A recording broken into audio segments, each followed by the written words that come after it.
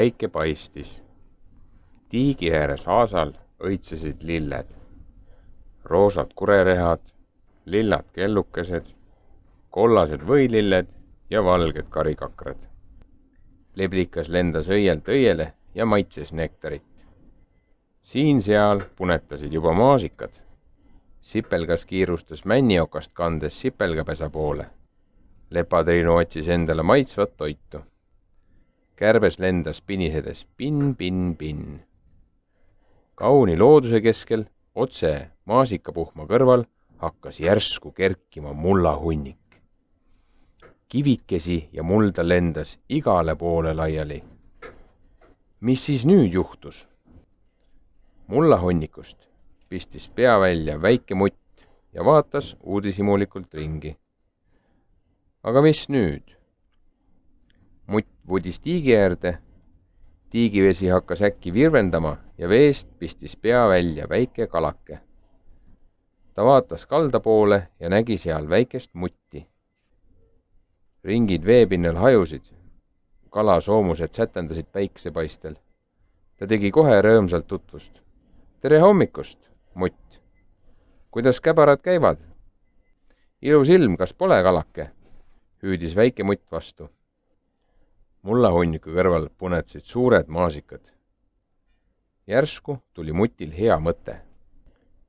Väike mutt haaras maasikavarred koos marjadega ja jooksis tiigi kaldale. Vaata, mis ma sulle tõin, hüüdis ta kalale. See ujus uudistades lähemale. Hoplaa! Väike mutt viskas kalale maasika, siis teise, kolmanda ja küll need marjad olid maitsvad. Osav kalake püüdis suuga marju.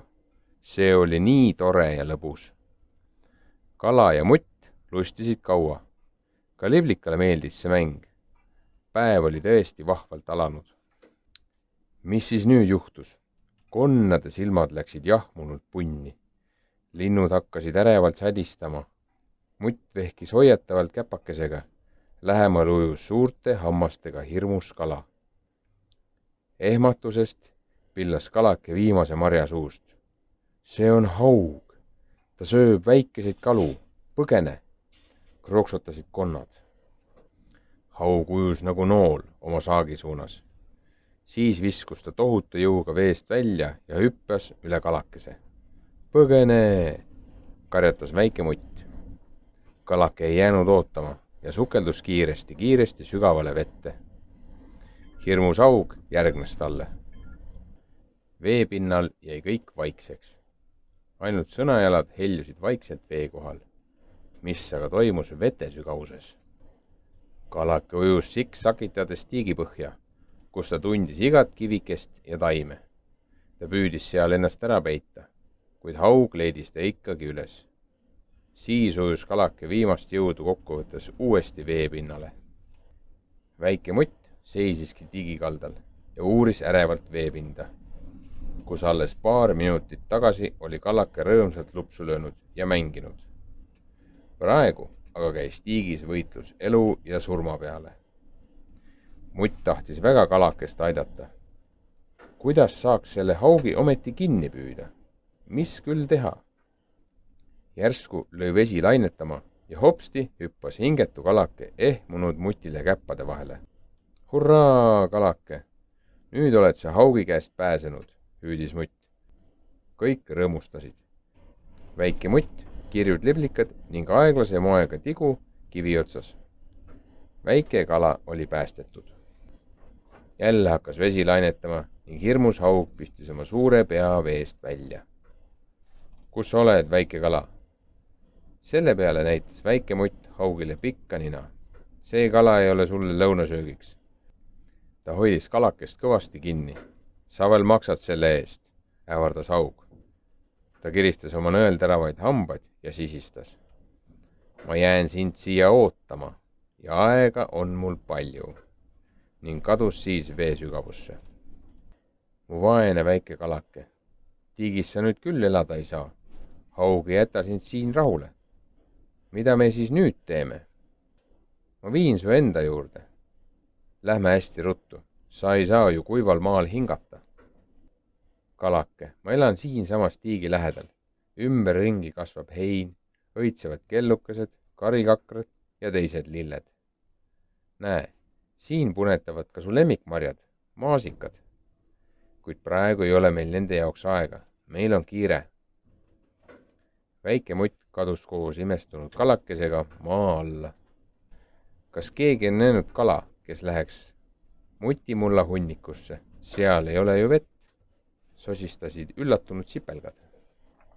Mutt maandus hopsti oma urus. Ta hoidis kalakest kindlasti käppade vahel. Urus aga voolas lõbus veenire, seina sees suurde palisse. Väike mutt pani kalakese ettevaatlikult vette. See oli tõesti suurepärane, et mutil oli kodus selline veenõu, kus kalake elada sai. Kalake hakkas kohe sukeldama. Hurraa! Vaata, kuidas kalake sukeldub, hüüdis vihmauss.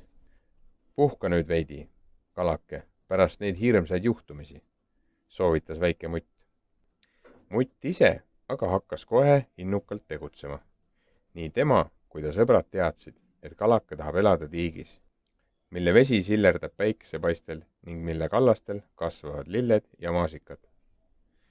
Mutil tekkis mitu mõtet, kuidas saaks kalakese tiiki tagasi viia. Oota, kalake, ma käin natuke ära ja tulen varsti tagasi, lohutas ta. Senikaua lõbustavad sind rõõmsad vihmaussid, jutukas ämblik, hea isuga päevakoer ja usinad sipelgad. Väike mutt haaras jõngeridva ja kahva ning tormas kiirustades minema. Kalake muutus murelikuks ja hüüdis. Mis sa teha tahad? Haug on ju ohtlik, ole ettevaatlik. Mutt aga ei kuulnud teda. Ta oli õngekonksu külge kinnitanud 2 kirsimarja ning kihutas tormihiilina tiigi poole. Oota sa, ablas haug. Väike mutt jõudis ähkides tiigikaldale. Ta riputas kirsid vee kohale ja jäi hinge kinni pidades ootama. Ablas haug ei saa ju ometi kirssidest mööda vaadata. Ettevaatust, väike mutt. Keegi liigub vees, hoiatas kiil. Vaata ette, mutt, teravate hammastega hiigelsuur haug ujub sinu poole. See võib halvasti lõppeda, hoiatasid liblikad. Haug ei pannud mutti tähelegi. Tema nägi ainult punaseid kirsse vee kohal ning tahtis need ära süüa. Ta avas oma suure suu, et kirsid alla neelata, kuid mutt oli juba kahva haaranud ning hopsti püüdis haugi sellega osavalt kinni. Haug oli kahvas vangis. Ta oli jahmunud, seda ta küll ei oodanud. Ta ajas oma suured silmad imestuselt pärani. Väike mutt aga teadis, mida teha. Ta vudis rahulolevalt hirmsa kalaga minema. Näed sa, mis juhtus, kui sa oled nii ablas, hüüdis mutt üle õla haugile. Väike mutt jõudis haugiga ojale rajatud vesivärava juurde. Konnad võistlesid seal vette hüpetes, küll see oli lõbus. Laseme nüüd haugil siin vette hüpata, las rõõmustab, ütles mutt. Väike mutt raputas röövkala kahvast välja, haug hüppas hopsti vahutavasse vette ja kadus. Krooks, oli see vast vägev hüpe. Ta hüppas paremini kui meie, krooksusid konnad kooris. Väike mutt ja konnad vaatasid, kuidas haug ojas aina kaugemale ja kaugemale ujus. Ta ei saa vist veel arugi, kuhu ta sattus, arvas mutt. Väike mutt oli endaga väga rahul. Ta sammus uhkelt oma mullahunniku poole. Kärbsed ja liblikas saatsid teda imetlevate pilkudega. See oli sul küll nutikas plaan, kiitis liblikas. Püüdsid haugi kinni ja lasid ta siis uuesti vabadusse, aga teises kohas, kaugemal. Just nii, kordas kajana kärbes. Nüüd hakkas mutt kalakese pärast muretsema. Ega tal seal palis liiga kitsas ei ole. Ta on ju harjunud hoopis suurema tiigiga, kus saab vabalt ringi ujuda. Kannata veel, kalake, kohe tulen, lohutas mutt. Väike mutt laskus urgu, kus ta püüdis kalakese palis kinni ja vudis siis teda hellalt kätel kandes tiigi äärde. Viin su tiiki tagasi, väike kala.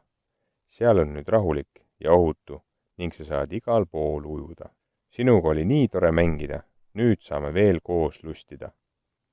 Lõpp hea, kõik hea, rõõmustasid sipelgad. Väike mutt hoolitseb alati kõige eest, ega taha kellelegi haiget teha. Ta päästis kalakese ning ka hirmus haug sai uuele elupaigale.